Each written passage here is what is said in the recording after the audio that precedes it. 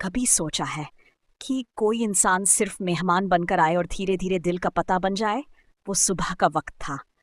दरवाजे पर वो खड़ी थी, थोड़ी घबराई हुई, थोड़ी मुस्कुराती हुई। वो मेहमान बनकर उसके घर आई थी, लेकिन उसकी आंखों में कुछ ऐसा था जो सिर्फ मेहमानों में नहीं होता। दरवाजा खुला। एक पल के लिए दोनों बस एक दूसरे को देखते रह गए। नजरें मिली और बिना कुछ कहे ही दोनों के दिलों ने बहुत कुछ कह दिया।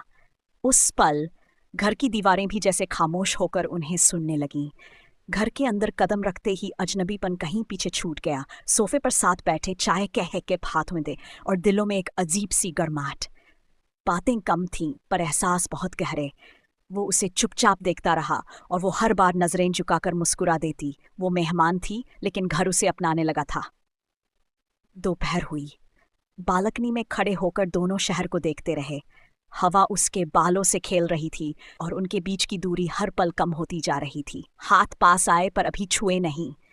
दिल की धड़कन ने प्यार की आहट दे दी थी। फिर शाम आई। खिड़की के पास खड़े होकर शहर की रोशनियों में अपने अपने ख्वाब ढूंढने लगे। वो उसके पीछे खड़ा था, बिल्कुल पास, जैसे बिना कहे वादा कर रहा हो कि अब वो अकेली नहीं है। रात ने सब कुछ और गहरा कर दिया। कमरे की हल्की रोशनी में शब्दों की कोई जरूरत नहीं थी, बस एक नजर और दिलों ने फैसला कर लिया। जब हाथ मिले तो मेहमान और मेजबान का फर्क वहीं खत्म हो गया। वो पल सिर्फ नजदीकियों का नहीं था, वो भरोसे का था, अपनापन का था और उस प्यार का था जो धीरे धीरे दिल में उतरता है। रात बीत गई। सुबह की रोशनी खिड़की से अंदर आई और सब कुछ बदला बदला सा लगा। वो जो मेहमान बनकर आई थी अब दिल के घर में रहने लगी थी।